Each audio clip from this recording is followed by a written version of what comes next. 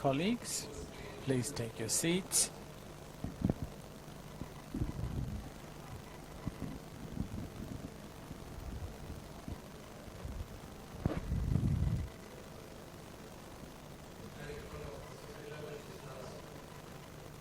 Colleagues,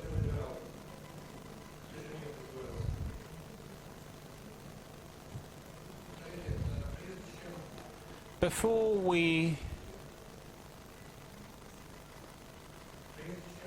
we ask Lena to introduce our esteemed expert, I will take a minute of your time to comment on the previous session. Some of you have reproached me during the break because the concept of Asiatic nature was not quite proper to use. Let me say, what do we mean by Asiatic nature? When we speak about a monolithic, undivided, non-controlled power, when we speak about absence of human rights, this is what we call an Asiatic despoty.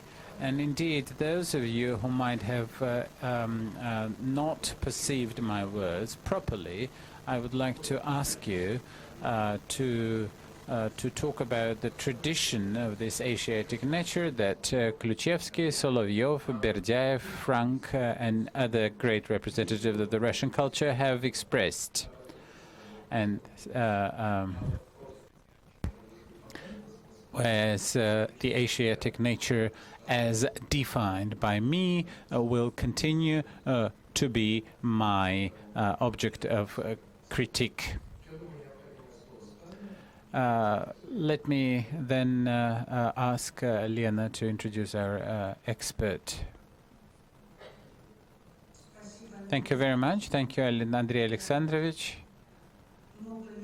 For many years, for over 10 years, I repeat one and the same phrase or thought that I may dress in different words, but that thought and that verb stays the same.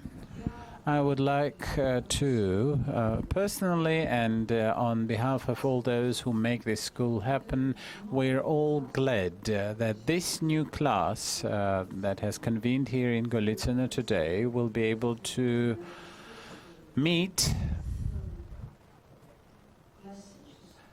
a classical and historical person, Mr. Evgeny Yasin, who might be a person that many of you know, people from the Russian regions and those who come from other countries.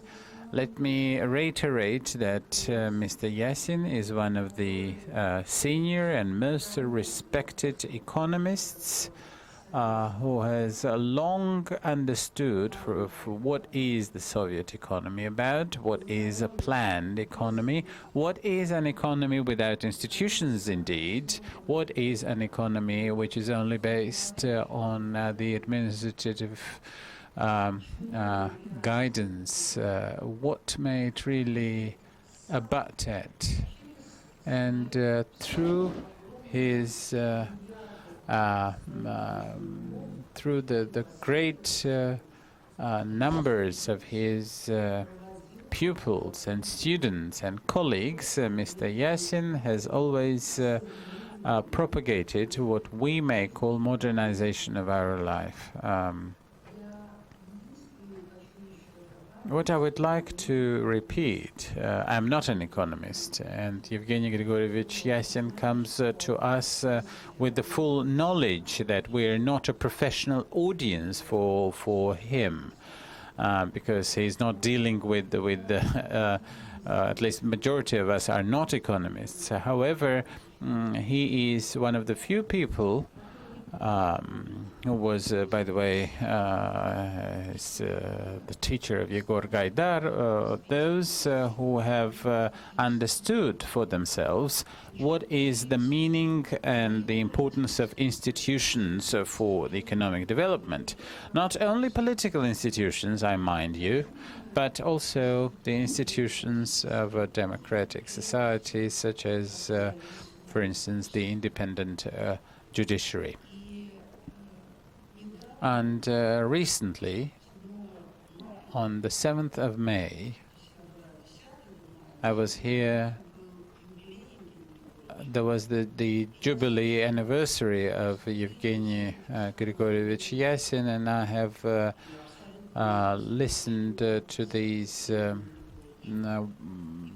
congratulatory speeches of his colleagues, supporters, followers, and the quintessential thought of all these toasts and speeches was that we are indeed dealing with one of the most prominent economic strategists in the Russian history.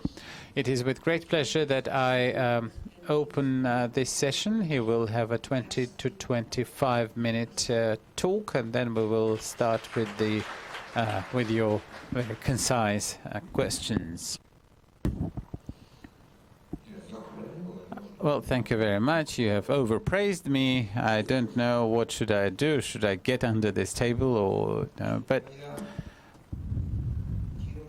my topic, the subject of my talk, is if there is a new model of economic development. This text was presented at a conference at the Higher School of Economics in 2012. It was termed, called somewhat differently, which was, will there be a new model of economic development in Russia? It is published on the website of the Higher School of Economics. But I have long thought if I should show the presentation, and I decided that I will not use up the precious time for that, but rather communicate to you what I think is at the basis of my concept. 25 years ago,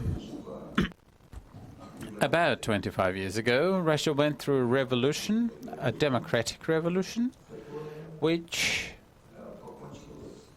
dealt away with the communist regime. The communist regime had existed in Russia for 74 years, not that short a time for history, and it has left huge scars in the consciousness of the people, not the least because it was related to the historical tradition in Russia, which indeed dates back to about 1380 and consists in the autocratic power tradition in this country. Indeed, the autocracy, either in the figure of a grand prince, then Tsar, then emperor, a ruler who is not confined by any law, but rather creates the laws or even acts voluntarily. And indeed, in this the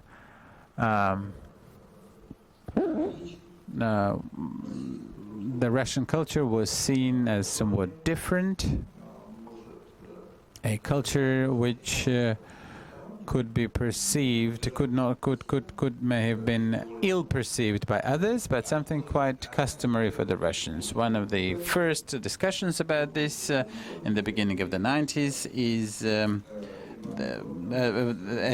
as we all know from the Middle Age studies, is the correspondence of Ivan the Terrible and Prince Kurbsky.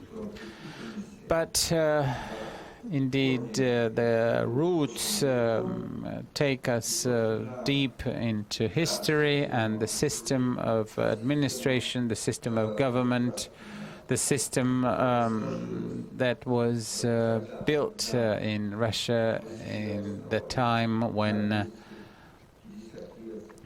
for 250 years the Mongols came to rule over the country, and indeed one of the Andrei Bogolyubsky was one of the founders of autocracy. And up until 1861, the beginning of the great reforms of Alexander II, Russia lived under this regime of autocracy. And then for many more years, this regime refused to concede anything. The Soviet system, which might have seemed to be based on the European political and economic progressive concepts, was at the same time, as it turned out to be,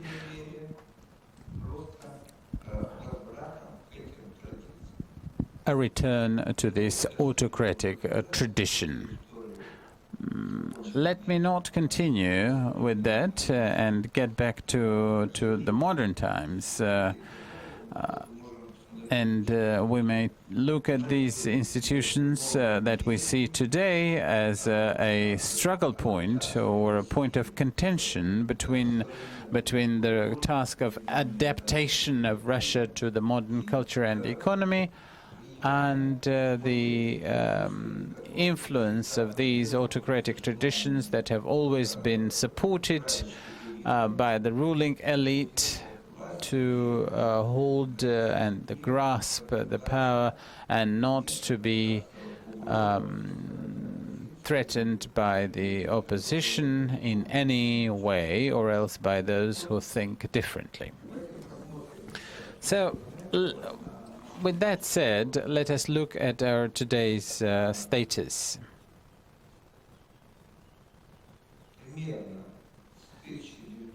From about 1997,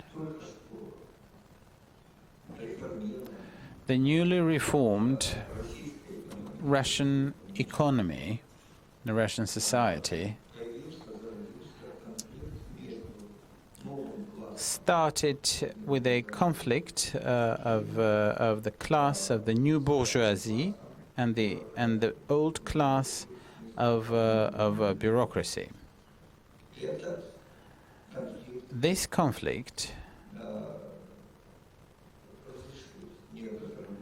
was resolved in some way, and we may argue how was it resolved, but it was resolved at around 2003, already under the presidency of Mr. Putin, and he and this conflict indeed was resolved in such a way that Mr. Putin informed the society about that the pace of change was unacceptable for Russia, and that we have to have a more balanced and quiet, so to speak, model. This model, which implied a greater role of the state, this model which indeed returned the greatest power to the state and the upper bureaucracy, and the motives that we have been talking about have also been restored. With that said, one may conclude that for a long enough time, Russia did not suffer from this. The first period of reforms, if we take this from 2003, led to a great economic downturn. The crisis really started in 1990.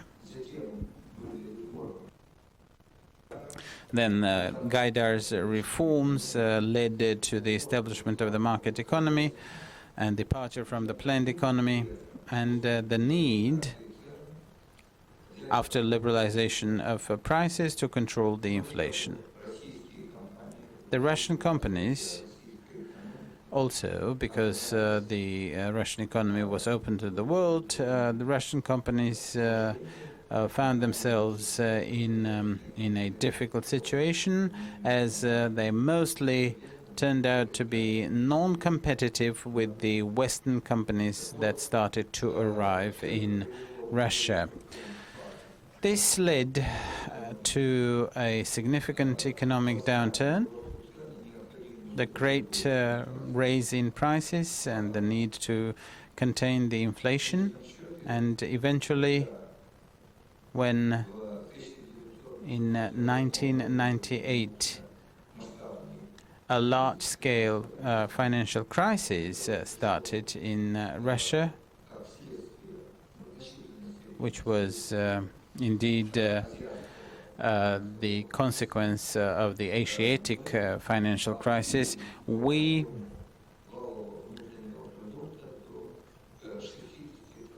went down by the GDP to 60% of 1990.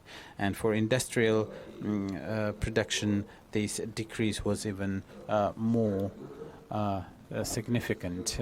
So this necessitated taking some steps, and the solution led into a default, and Russia acknowledged that it was not in a position to pay its debts for a certain time, and the devaluation of ruble took place by about 4.5-fold. Frankly, long before that, I was the supporter of devaluation, but I thought that it would be about 30 to 40%, and it turned out to be a lot higher devaluation. But what happened next? After that, from about end of September of 1998, Russia started on the path of economic recovery, and this economic growth tendencies were not and could not be observed in 1998. The market reforms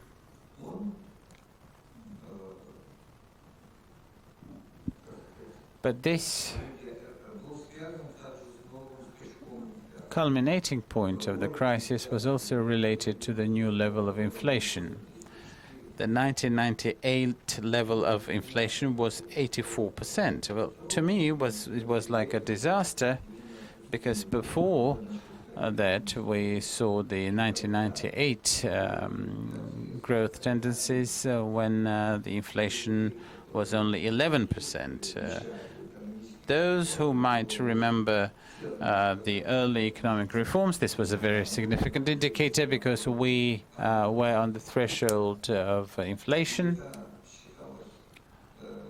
and this was believed to be a victory over inflation in the beginning of the 90s. So for the second time, the inflation went down to be 11% only in 2004. No, not even then, in 2006.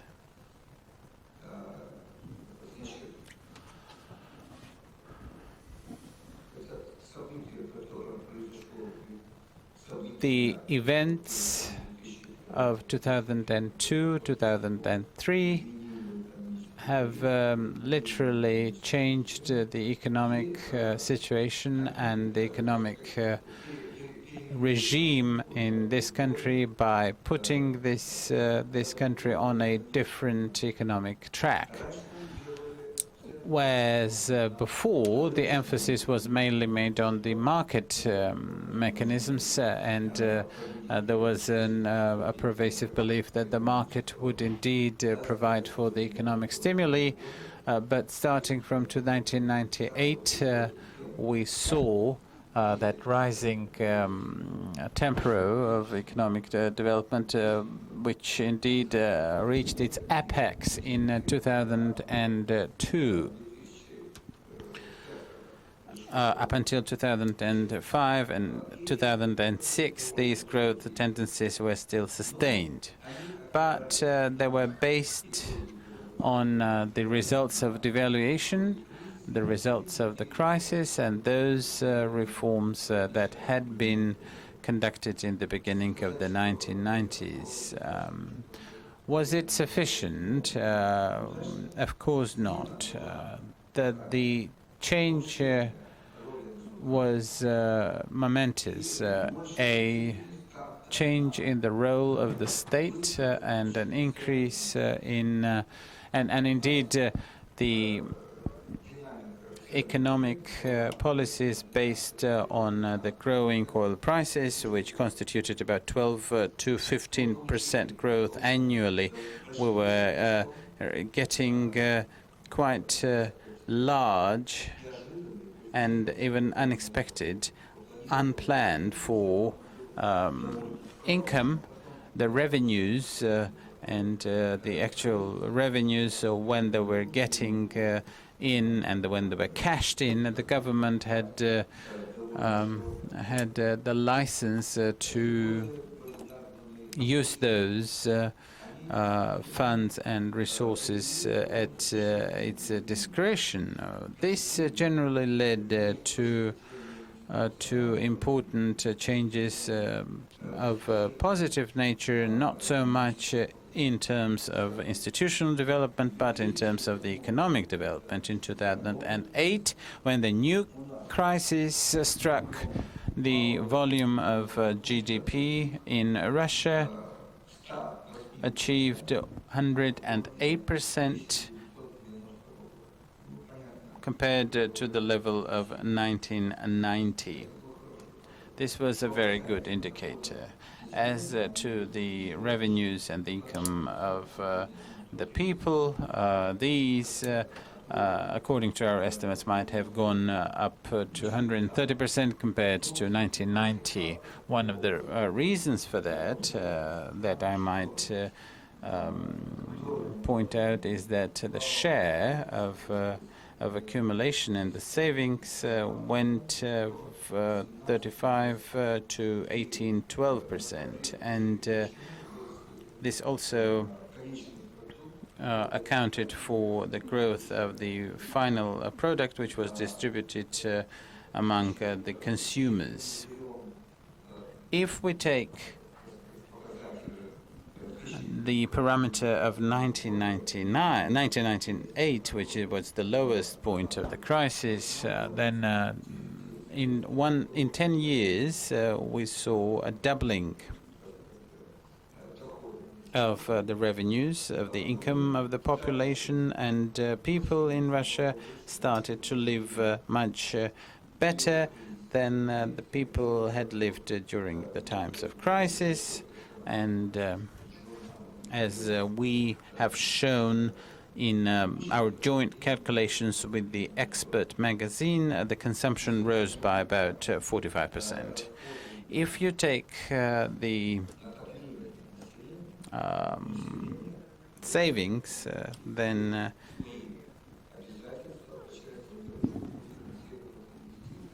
it is about the investment, and the people started to be able to invest.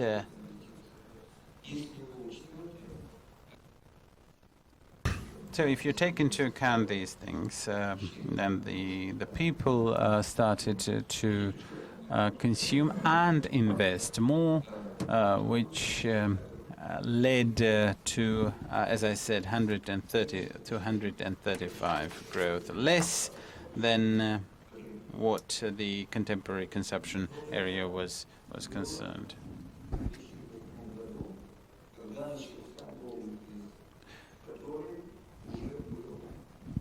But in 2008, a new crisis struck, which was a world global crisis, and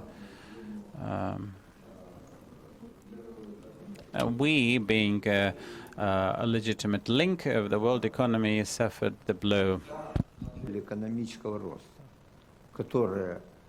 The model of economic growth, which during the several fat years served us very well without failing, and it served it well because at that time we were increasing GDP by on average 7.5% every year, 7.3% every year. We grew at the same rate, or say similar rate, that China, India had, and Brazil. This is where we then we could use somewhat smaller indicators. We could say, look at South Africa, that could be put into this group of countries with outstanding growth. Turkey and other countries, they were the countries with high growth rate, economic growth rate. If we look now at, just to compare, for the sake of comparison, developed countries, I would like to say that growth rates were very modest, much lower there. And bearing in mind that the policy, or say development of economy that was typical of fat years, was based upon the decision that was taken by Mr. Alan Greenspan in his time. He was chair, or rather president, of the Federal Reserve System, which is like the central bank of the United States, who in 2001 lowered discount rate from 6 to 1%. So they all counted upon, very much like today. Many economists in Russia say, do let us lower discount rate on, let's make loans and credits cheaper. That's why entrepreneurs and the public will just all rush for cheap loans, and economy will grow and grow faster. Alan Greenspan is a very intelligent person, surprisingly intelligent. He probably stuck to the same looks, and this is what he did at the time. But what is interesting is that if countries like China, India, Russia, Brazil took just head start and rushed forward, I can give you this data to support this point. In 10 years, from 2000 to 2010, GDP of China grew by 271%, India 211%, Brazil 133%, Turkey 146%, Russia 160%. This is the picture of what was going on with developing countries. At the same time, in developed countries, in the United States, in the same 10 years, they grew by 18%, Germany by 9%, France by 12%, UK by 15%, Japan by 7%. This is just an illustration. It is not just to the detriment. I would just put it, it does not at all mean that economy in the developed countries was to some extent bad or mean. It's just a statement of the fact. The facts are that developed countries are the most important, like 90% importance, affected to promote technological borders of technological capacity or potential, what they used to call in Soviet times technological and scientific progress. They are the only ones who can do it, including, say, Japan here.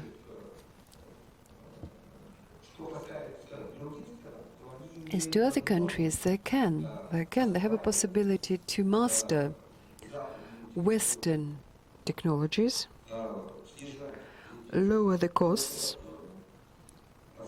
and then obtain, in mastering these technologies, get to know new knowledge and conquer positions in the market because of cheap labor. This is the main weapon of China, and for obvious reason it is not quite the case for us. For us it is oil. Growing demand on fuel, which we could provide to meet this demand.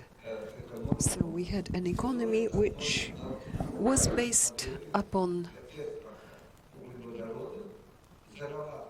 hydrocarbon export model, and then invest this money into our economy to support consumption and develop social services within Russia, so on and so forth. And while and until this was the case, we had guarantees that the Russian economy and the Russian public will be satisfied with the results which we obtain, and then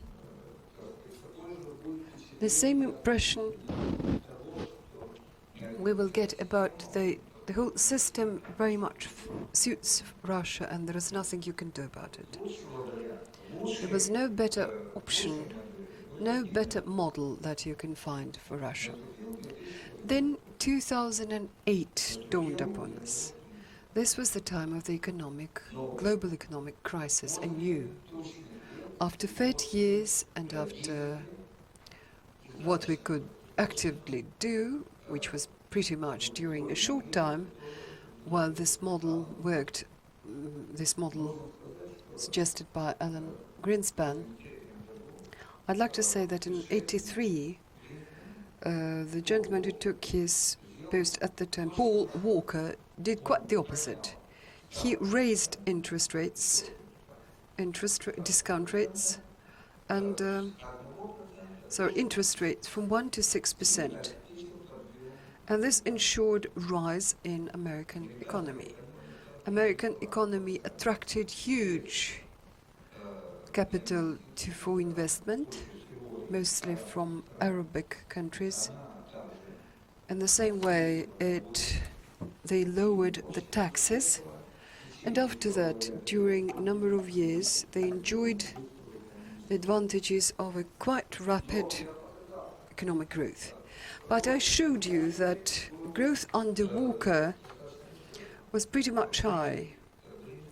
Under Greenspan, although his policy certainly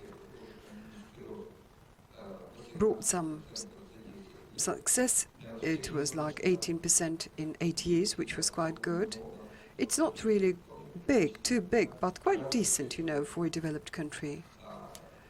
And what I want to highlight here, so that we share the same understanding here, the thing is that they were just for good reason. They were not just accidental, something you could easily manipulate financially. What I'm going to say to you really is typical of today's level, because all manipulations are done by quite respected people who just after this maneuver, by Greenspan's maneuver, do not know how to get out of this situation. I'm telling you without any satisfaction, because for that matter my friend Fisher, Stanley Fisher, who is today deputy president of the Federal Reserve System, he now works in America. He tries to save it. I wish him every success. It remains to be seen what comes out of it. But it's hard nowadays, because the world is going through difficult economic procedures, after which I suppose we will survive it all, and after which we will get a more global economy. We will see a more more leveled off and slower economic growth, because we'll have an economy which is different. Nowadays we have industrial economy, which is, it reached the limits which it nearly exhausted in 1973 when oil prices tripled, after which they increased by tenfold. The history of industrialization, to a great extent, is based upon the use and wider use of cheap natural resources as you explore them with new technology. This was the case for 300 years, but now that we're seeing the end of it, because these cheap resources are no longer available. What is available? Innovation alone. We should every time come up with new technological changes which will further be distributed across the globe, which increase productivity. Thus we can cover the this sort of vice of today's world, where in developed countries the population is either reducing or at least growing at much slower rates than in developing countries. In some countries they're even losing population, and using this productivity growth, using this innovation flow, still we continue to seek economic growth. What about Russia? Is it possible in Russia at all? I believe that nowadays we are in somewhat in-between position. Although in terms of main indicators of development level, we are quite rightly put into the developing nations group, we are not really moving well ahead. Although we have very nice economic indicators. If you ask me, depending on the moods that we now have in Russian society, how long will we see this crisis? Or are we to expect a new wave and a new downfall or whatever? I will say you, no way. Russia is quite favorable economic position. What is all about? We can see it in our still having positive growth rates. The recession is not there yet, although the first months of 2014 seem to show that there is a certain danger that recession will set in, and this danger is serious. But the financial situation is all right. We are third largest currency reserves. We, in this respect, feel quite happily here, quite comfortable here. We have a possibility to sort of feed, if we can put it this way, or help our neighbors, like allies from former Soviet Union, former republics of the Soviet Union. So I would not say that there are any obvious reasons which show that drastic aggravation of situation would set in. But this is my outlook. We live in a globalized world that is becoming even more globalized. In today's world, greater weight and greater indicators are enjoyed by the countries, only the countries that will, to a great extent, assume and generate innovation. It means that technologies will move forward. Our in-between position may be explained by our, on average, in terms of development level, we are at a higher rate and level than other developing countries. We used to be one for a while, second largest superpower in the world. We do have pretty large sector of modern economy. For that, we're not trying to somewhat put it down. For example, Yandex, you may have heard, this is a Russian search engine, quite sort of an adventure there. But nevertheless, this sector of high-tech sort of technology is there, is certainly something Russia has. The question is, can we keep up and catch up with developed countries, can compete with them? Can we, very much like what they do to developed countries, can we borrow, say, modern technology and then create our own, which we could, say, sell globally? This is the main problem and the very question of my lecture. Can we really build a new model of economic growth? This is directly pertinent here. What is quite obvious is that the economic growth model that we stuck to in terms of the Soviet Union doesn't certainly work, because it seeks to increase accumulation and mostly investment from central government. We would not have any possibilities, although if you read our, say, economists, including bureaucratic, high-level bureaucrats, my student, for example, Nabiulina, yes, she used to be my student quite a while ago, she was saying that what we need to elevate the share of savings by 3-4%. No. And then this will resolve the problem. I will say no, it won't, because the main problem is not how much savings are. The main problem is what is the efficacy of state investment.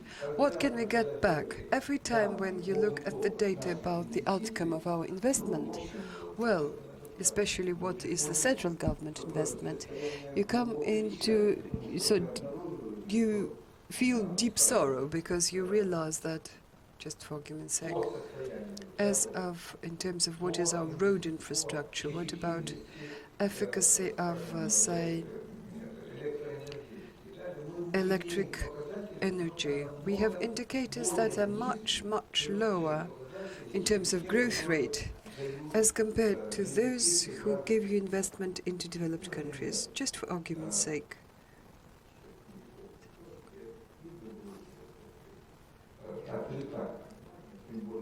I won't really want to distract your attention by giving you some, because Lena is sort of looking at me and just giving me a hint I should stop.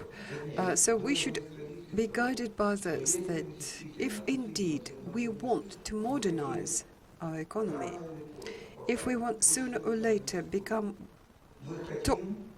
to top economic league, we want to make use of the achievements of modern economy, then we must ensure that modernization takes place.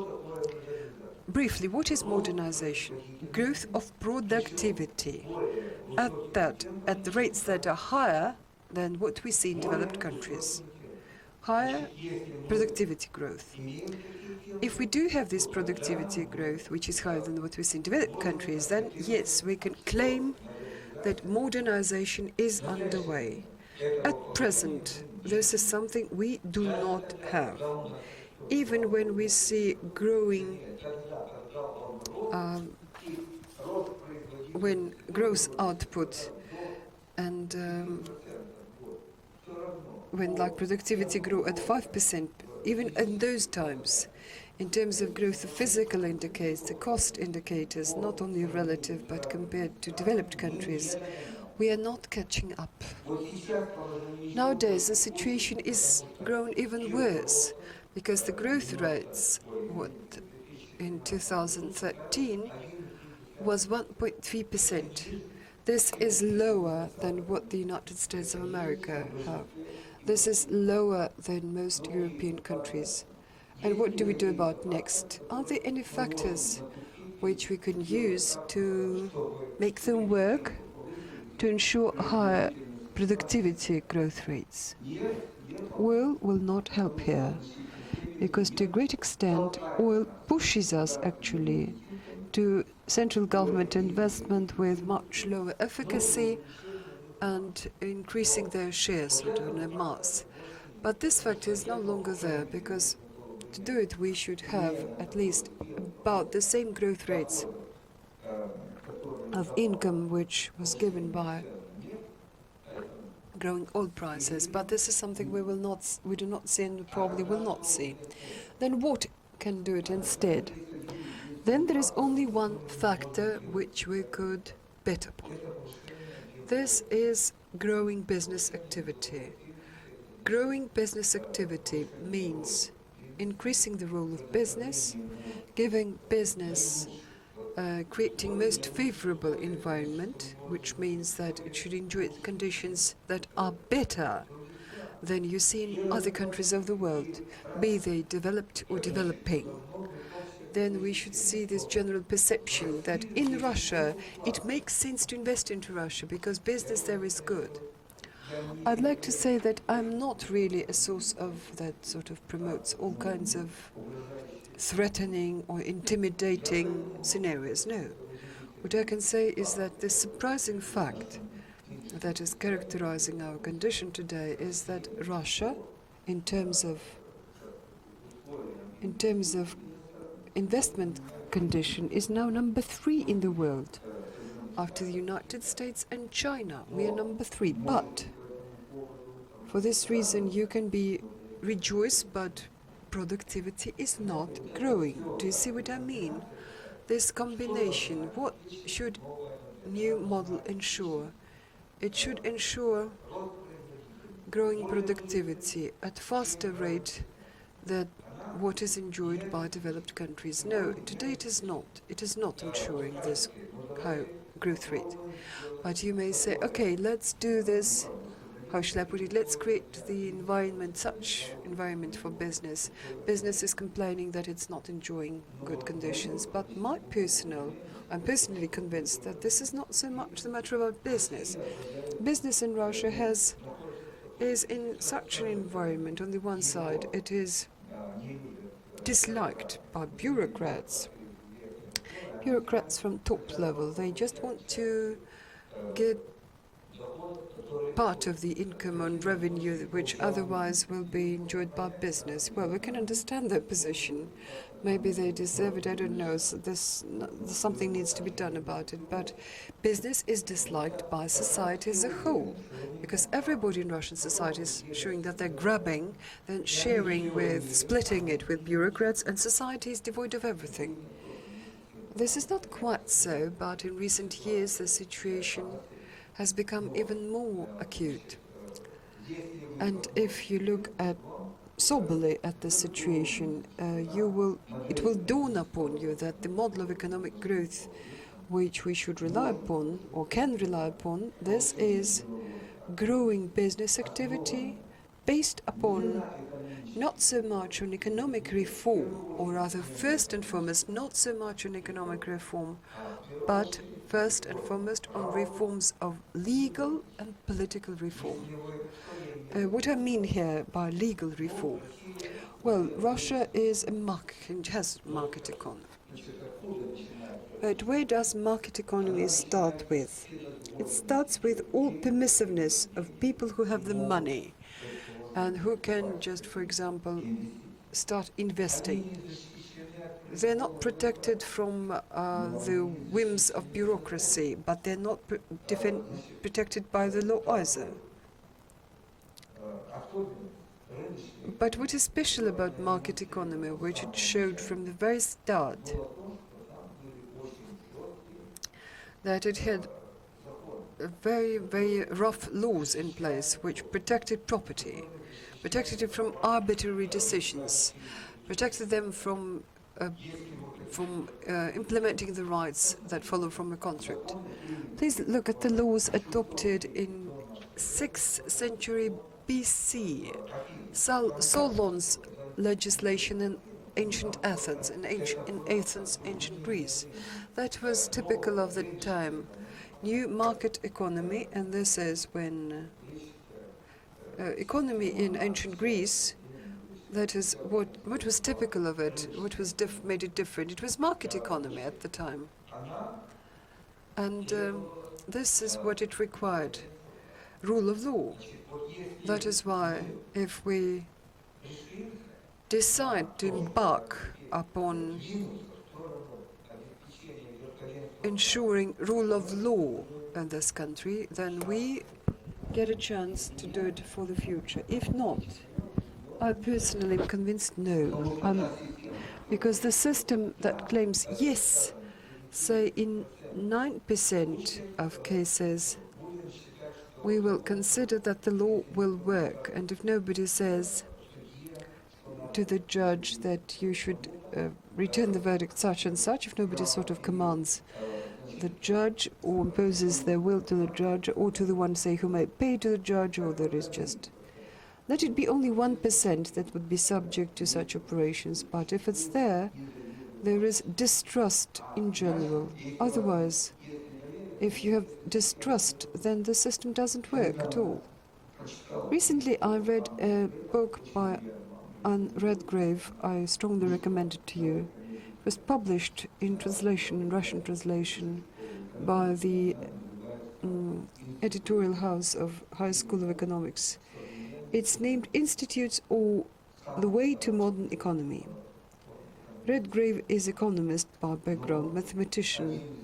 He's one of the few those who are interested by this link between institutional theory and history.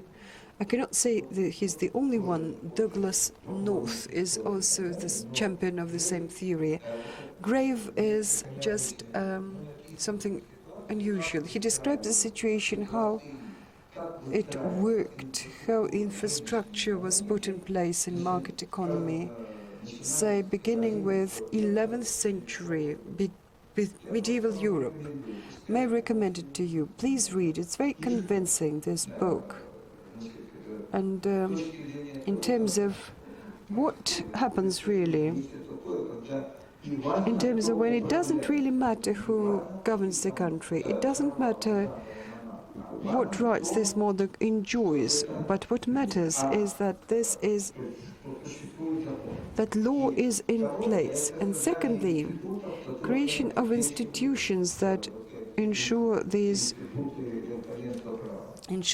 rule of law. They are competition.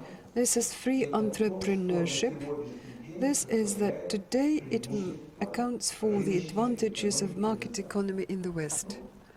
Well, and in Japan too, and in other countries which, say in Korea, which achieved success in the Far East. But we have to tackle this and overcome this barrier. Thank you.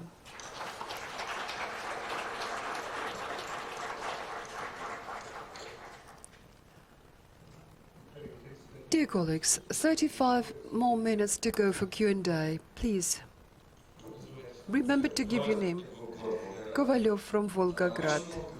Much was said about innovation, about modernization, but first my comment and then question. May I speak on behalf of Volgograd region? Modernization and innovation, they imply certain investors that would invest money and into some modern projects. Well, problem is that these investors are not much around. In Volgograd, who is modern investor today? This is just hello from the 1990s, who in that time, by record, by just criminal activity, they got their business. They just became legal. They just came to agreement with administration that like honest. And then somebody comes to us and says, come on, let's start innovation production. We hear the word innovation production, it's something like, well, let's fly to the moon, for example. People who don't have either economic or legal education, who have heard about global economy, something like, have heard that it exists, but they don't quite understand how they can build it. And what they have is some kind of sort of beastly fear before innovation and modernization. And this is my personal perception. Before this generation goes away, before these people retire or because of competition they are eliminated, it will be impossible to convince them to invest money into it. Then my question is, should we indeed wait to see how this natural change in generational, maybe 10, 15 years time, or maybe we can bring it closer? We can make these generations go away sooner. This sounds like a very radical call. I want to say that quite reasonable question, and it's very much to the point. Indeed, there is a very difficult problem about how this Russian business, which just sort of arose, the whole history is like 25 years old, how to convince Russian business to invest the money that they cannot publicly always explain how they came into this money. And you know what I mean. But how to make it? Besides, may I remind you that the first battle between business and government was lost. And there is deep distrust to all institutions of the state. Certainly, Vladimir Vladimirovich can depict a gallery of his good friends and businessmen who will say, no way, we've never had environment which was better than what we have today. But indeed, everybody will keep saying, will be like speaking on this, but deep in their soul, they know what it's all about. One thing is when gentlemen which have business, that business is based upon their being close friends to President Putin. Okay, they may have enjoy some advantages, but all the other have deep distrust about business to the state, deep distrust from the people to business and the state, but the state certainly experiences mistrust. I personally tried to stimulate these negotiations between representatives of the Russian legal system, judicial system, and, you know, them businessmen, so that they should make sure that the indicators in terms of persecution of business is 6 times higher than what you see on average in all people who are against whom investigation is started. I failed. I literally failed. During the first session was attended by many people from business, representatives of business, because businessmen are not very keen to attend. They just sent their lawyers, they sent their just public figures, and they spoke for the things they share. But in terms of the government, in terms of legal system, it was not attended by anybody. We sent out invitations to everybody. One person attended. He was professor of the Academy of the Prosecutor's Office in Russia, who, well, comparatively recently was sent into retirement because he disagreed with the prosecution office. But he is just speaking aloud about things which I'm saying to you aloud here publicly. No, because each of them knows that it can be used against them, used in some processes, used in some, well, let God judge them, but this is what situation is like. So I asked them, what can be done to change this situation? Any attempts by what, say, the government didn't support my attempt? Okay, I made this conclusion. It's clear that it won't happen just by itself. But if the state doesn't pursue this course, if we don't see change in policy, then I don't know.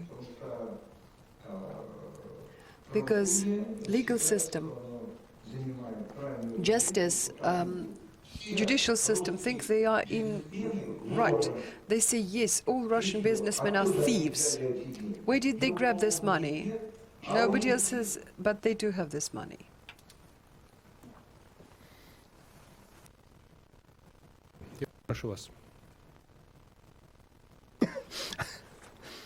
Okay, Stariko.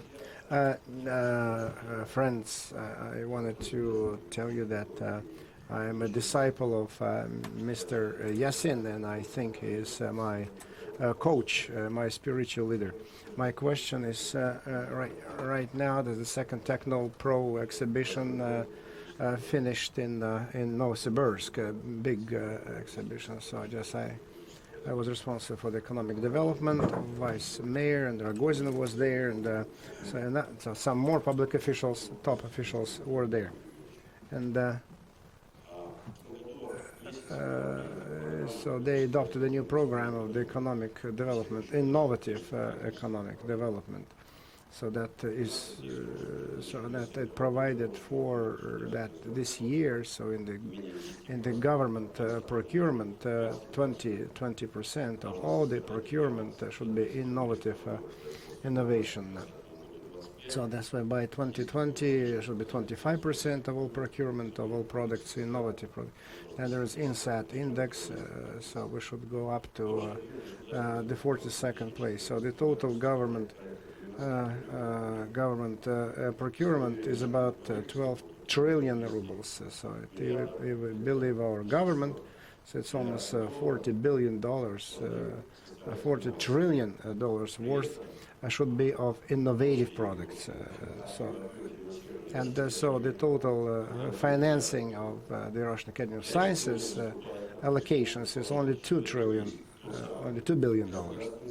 And so this is the state order, because our science so we'll never get any space projects, any other breakthrough projects.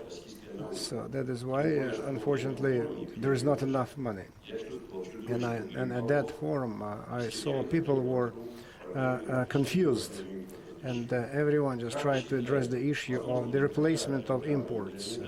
Do you think that such authoritarian modernization is possible with the help of the budget money that will give an impetus to the process of innovation? Thank you, Ivan Valentinovich. So that's another great question.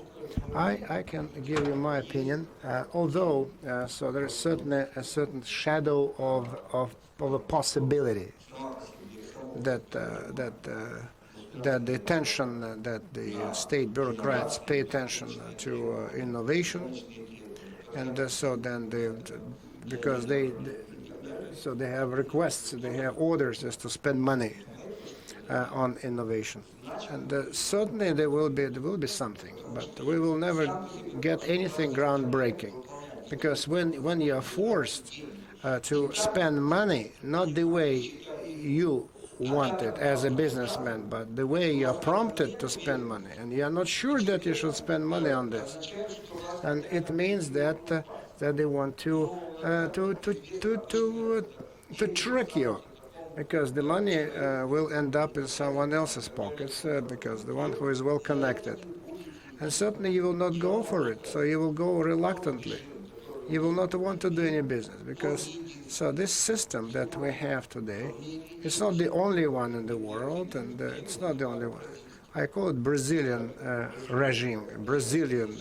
So because you would say that Brazil is such a wonderful country, and so why you call it a Brazilian country? That happened after so the former Brazilian president Enrique Cardoso turned the tables, and Brazil started to establish itself as a modern civilized state. But before that, so there always was so either a general who took power, who was in power, or just another civil person who would replace him because he was afraid that there would be another general in power, and their economic policy was some minimum private investments in Brazilian economy. And so on no risky projects, so only for something that is absolutely vital, and so to spend as little money as possible. So that was their approach. And so the main reason, so the reason that without it, it wouldn't be possible for the economy to survive. So at that time, so the rate of the Brazil economy were quite high, but the inflation was very high as well, against the background of big inflation. And so did not bring Brazil to happiness, but only after Cardoso reforms, only after social democrats. So they did not reject the proposal of Cardoso and continued to work on the basis of the model that was introduced. Only then, so we started to see good results in Brazil. Because this forced innovation from above won't work. And so then Ivan Valentinovich Starikov was right in saying that this system is not a working system. It won't work, because this is the policy that I would refer to as so the modernization from above. someone makes decisions, and the businessmen have to carry out their orders. It won't fly. It won't work. So there will be no effect from this policy.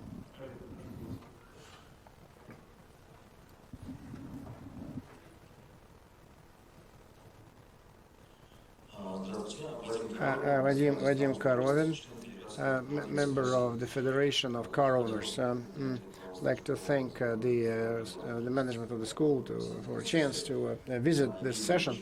Evgeny Grigorьevich, thank you for the wonderful presentation. My question: how would you respond to the reduction of refinancing rate in the Russian Federation? Now refinancing is about 8%. And what would be your comment to reduce drastically the refinancing rate? And how would you please comment on what would be your response to the protectionist policy in agricultural products, raising import duties for dairy products, for meat products that competes with Russian manufacturer of agricultural manufacturer? What would be your response? And so I need to respond to the comment of Mr. Starikov concerning imports replacement. So this is new policy that we're trying to introduce, I'm against it. So not because I'm against replacement of imports, but I don't want it to be declared as a policy. Because I think that every businessman should decide whether he will be involved in the replacement of imports or he will just guarantee exports. And that's their responsibility, business's responsibility. So about agriculture, I'm not a big specialist in agriculture, so that is why I don't trust what I'm going to tell you. But we have some facts. In the Soviet times, so there were lots of wonderful agricultural specialists, and there was a great.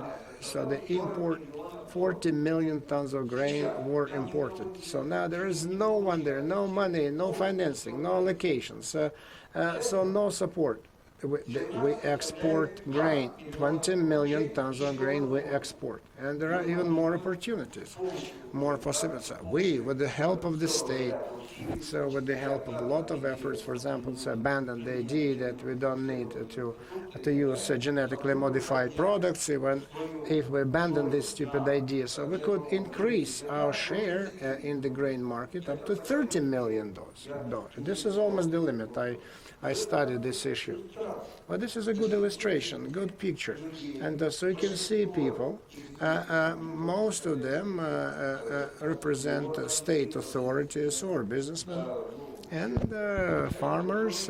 And so they, by custom, they ask, so give us money or we'll die. And so maybe for some people it will mean death and bankruptcy.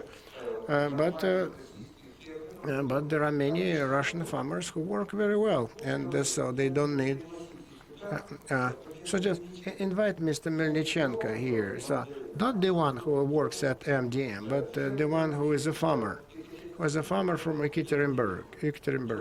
Invite him. So let him tell us how he does his agricultural business, and he's got lots of claims about the agrarian policy of the Russian Federation. Many complaints. But he knows how to make money, and he's not saying that he is poor. He knows how to make money. He's not complaining about that. So there is a crisis of agricultural population. Many people live in the country and they are not self-sufficient on food. Because we cannot have so many people living in the country. So the percentage of people, the share of the population of Russia living in the country is too big. And they cannot feed themselves. And so this is.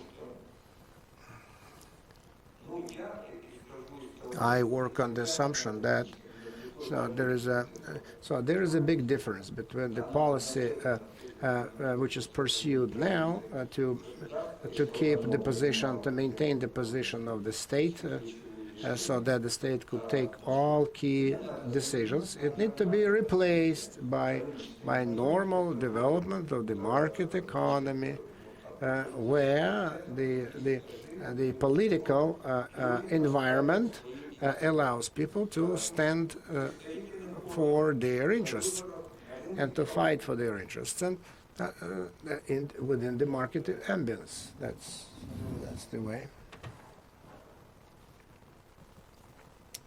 Identify yourself. Marina Yushchenko. I represent Khabarovsk. My question: in your presentation, you spoke that in every crisis, so there are points of growth.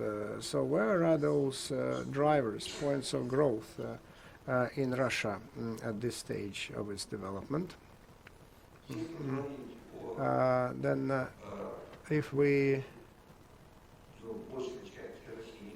talk about the majority of Russia, I'm convinced that Russia within the next several years must spend money to borrow innovative technologies that would allow to increase the productivity of labor. When you manage to raise to the level of productivity of labor to the level of developed countries, will have a chance immediately to invent and introduce and deploy and sell, once we get the same productivity, labor productivity, our own developments, our own design. And so, for example, so we start working a big innovative program, and we spend lots of money to make inventions in science. But I'm apprehensive about that, because at the basis of all, so we need to. People should be able to absorb it. So if you guarantee the growth by way of capitalizing on the global achievements, and then so there will come the time when you can generate your own innovations, but not for yourself, but for the market, and then we can get together and have a drink for the achieved successes. Please. Lenushko, St. Petersburg. To follow up about investment climate. So then economic model of Russia, remembering about Crimea, to what extent this policy, economic policy is predictable? So the federal program of development of transportation, so about 110 billion rubles have been allocated to build something about Tamanian, the bridge across the Lena River. So now Medvedev say Tamania is not important because we get good ports in Crimea, so no need just to develop this new seaport in Taman. But that's a good signal for the investors who already invested that the state will not be able to honor their commitments. How critically important such decisions and such orders and meanderings can undermine the principle of private-public partnership. So now I don't see any good prospects, because if every time we change investments in a bridge over across Lena, so when we start replacing it for the discussion of bridge across the Kerchensky Strait, so when we replace one for the other, because it's the background is a political background, so I think that will make no progress. So unless, as long as this continues to happen, but the policy that requires a lot of government spendings and no dividends except political dividends, and even those political dividends will have kind of so attitude or to Russia a bit better, a bit worse, because they will those political dividends will take the shape of so good attitude, bad attitude. So if I were holding a position in the government, I would understand. So I cannot say let's get Crimea back. So I cannot say that. And as Haninsky said, my friend, so no one who will rule Russia will never be able to return Crimea. Will not be able to return Crimea. And so you know that the response of the Russians. I would suggest so joint effort to redesign the North Crimean Channel. So then building a bridge at Ottoman seaport, everything is permitted with someone's interests. Is the standard Soviet type of mindset only just put into the hands of modern businessmen who want to make a good buck. That's it. Because in your question there was the answer, and I even just felt this that it was coming.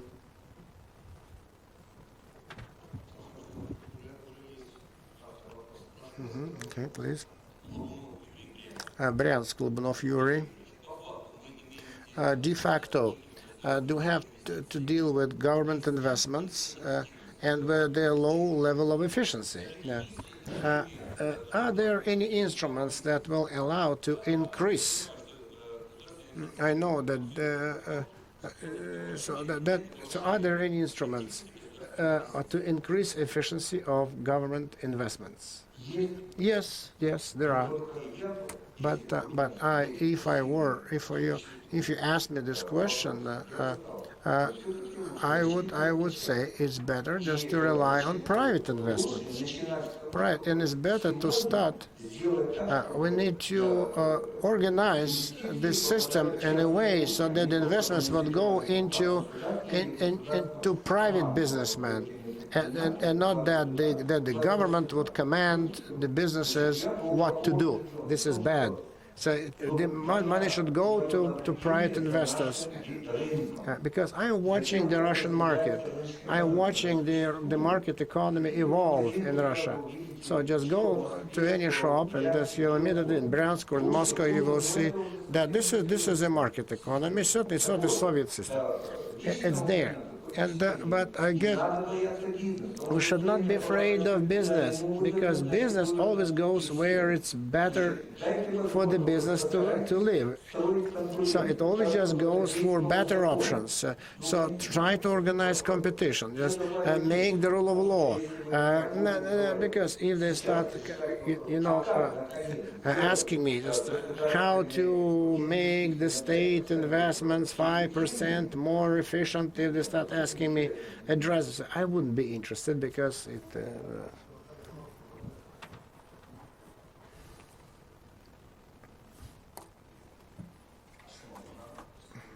Astana. First, I'd like to thank the school for the chance to participate. My question. Then this Eurasian Union signature. So what about this integration? Will it be good just to introduce a single currency for the countries signatories of the customs union?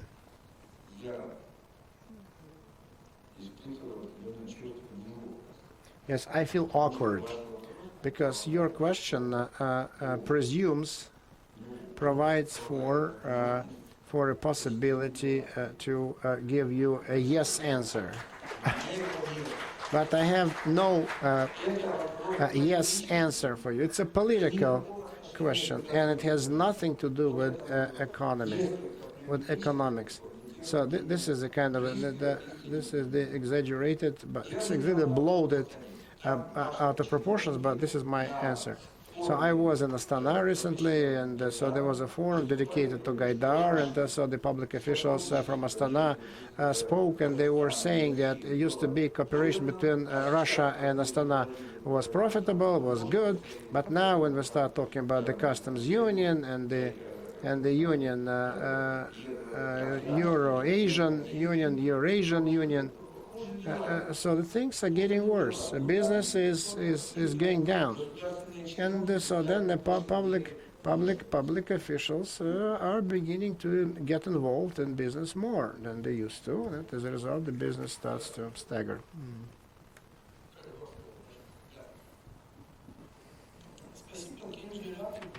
Georgia, chief consultant of HarperCoopers. Thank you. Can I give you a couple of figures and comments? According to Bloomberg, after crisis, the SP 500 Dow Jones grew 40%.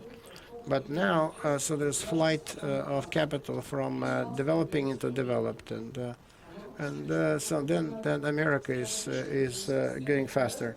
And then Fisher, the FRS head and the former Bank of Israel, so went to the United States to save American economy. So what does he save American economy from? So then who can save our economy, the Russian economy? Fisher, yes, Fisher, and that person would certainly help us a lot. But I don't know about the saving American economy. That's a difficult question. But it was neoliberal doctrine. He represents a neoliberal doctrine. I know that because I share this doctrine as well. So when the representative of Georgia speaks about saving Russian economy, it means that we managed to bridge the gap of misunderstanding, that the new president of Ukraine invited to Kiev your former president Saakashvili, and besides my friend Kaha Bendukidze, and so Bendukidze is a very smart guy. And if he did that, so Poroshenko is a smart guy too. Okay, now this question, please. Someone he's been wanting to ask it and gave up. Yaroslav, Timofey Grigoryuk, Evgeny Grigorovich. I had the pleasure of listening to your lecture a year ago. You went to Yaroslavl for a forum, and you spoke at different seminars, Zubarevich, Puchinok, etc. And after the presentation was dedicated to the economics, so then the vision of the future became very, very bad, pessimistic. So a year and a half, and then the crisis would strike, and Russia would come to a tragic end. And then now, unexpectedly, you spoke that you don't see any threats for the Russian economy right now, that the situation is leveling off and bottoming out, your evaluation has changed. Because you've been watching what has been happening in the Russian economy, or there have been some positive shifts in politics and economics that allows you to shift your position. Thank you for a good question. I will be happy to answer, and it will allow to clarify my position better. Even a year ago, I did not have any worries for the Russian economy, and let me tell you when. Because I see that so there is a competition between the market model and a command model of economy. So the market economy is not winning, but the market economy holds about 33 to 50% of all positions in the economy and allows us to survive, to live. And certainly, talking about that, we are raising efficiency, so everything is fine, the labor productivity is rising. No, but this is the level of business activity that those businessmen hope for. And in this case, the Russian economy is surviving. Because I'm an old guy, and for me, so the worst crisis is the crisis of 1990, 1992. I can tell you, there will never be any crisis like that in Russia. Yes, I'm not talking about maybe 200 years away. But now, only on one condition: if the politicians would not try to exacerbate the situation, to aggravate the situation. There is no economic crisis in Russia in the classical sense of the word. So we have a political crisis. We have a political crisis may exacerbate and aggravate the situation in the Russian economy, and it actually does. It actually does. To what extent it will be noxious, damaging for the Russian economy, I can't say. But the economy. So there are two components, and they're well balanced. So one starts from Gaidar, another one starts from Putin, and it kind of survives. They coexist. There's certain competition: command economy versus market economy. And then the situation, the way it's playing out, so the market economy can survive nicely even at half of their potential. But there is a political danger. You feel it may be. It's not accidental that our authorities just pursue the policy they pursue, because they're trying just to liquidate the implications that they saw after the elections of 2011, because they want this domestic internal protest, because it's weak. It's weak. This protest is very weak, and so mostly in big cities, in Moscow, most of the protests were going on. So they want to quench it, and they don't want it to continue. And they want so people. If you can't convince them, so let them scare. So be scared. So, and Crimea is a good point in question. Good afternoon, Krasnodar, Sochi. My question concerning efficiency of economy from the viewpoint of raising money, attracting investments. So this many-year project that finished a couple of years months ago. This is the Olympic project, the Winter Olympics Sochi project. That so huge project that so lasted for many years, and but it's a good example of private-public partnership. So what do we have after the Paralympics? In the city, business activities went up. Businesses started to move faster. So foreign investors started to come. So they're learning more. What's the entry point? How to get into the regional market? So what are the thresholds? So it's almost as actively. So when there was the 17th session in Guatemala in 2007, quite active. And so then the infrastructure, the sports infrastructure, so was built by investors, at the expense of investors. But maintenance is a big burden now. Just Krasnodar region has to bear the expenses, 2.5 billion rubles a year. So the maintenance of the Olympic venues, Olympic sites. Do you think that the Sochi project may become another point of growth, or it was, or economically it was another debacle? No, very successful project. Sochi was very. So look what we have at the Olympics. So this is a great rarity. So we won. So we became the leaders in number of. But from the viewpoint of raising the Russian economy. So you know that the Sochi is a wonderful city on the seashore, but it cannot drag Russia out of economic backwardness. So give me 20 big projects that will help country. It's wasted money. 20. So let it 2 or 3 big projects. But when all the businesses are alive, they are investing, so they are breathing freely. So this is good.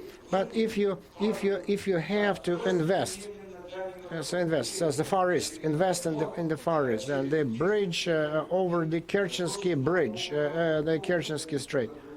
And so then Sochi, you're lucky because it's all over. But now there will be the championship, global cup, etc. in soccer. And I don't think this is not serious. because it only reminds me of the activities. I will not just tell you to compare. Don't want just to betray students, to let the school down. I will not draw any.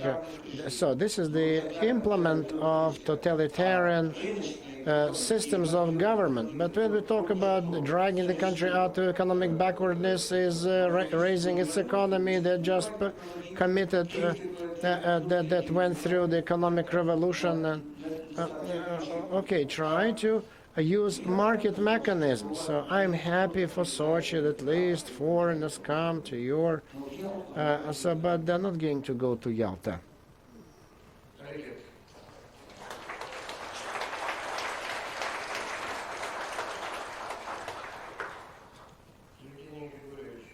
Evgeny Grigorovich is our most renowned star, and so I can keep saying that. So long list. I'm not. You can say whatever you want, but I'm not a star. And he always finds time in his otherwise tight schedule to come and speak to us.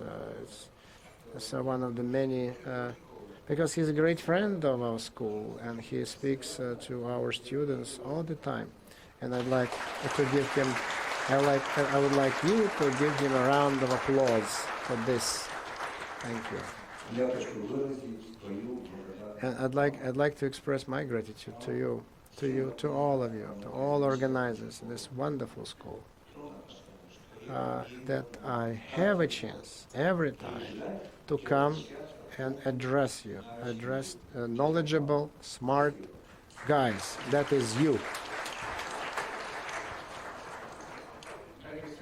Thank you. Bon appetit, lunch.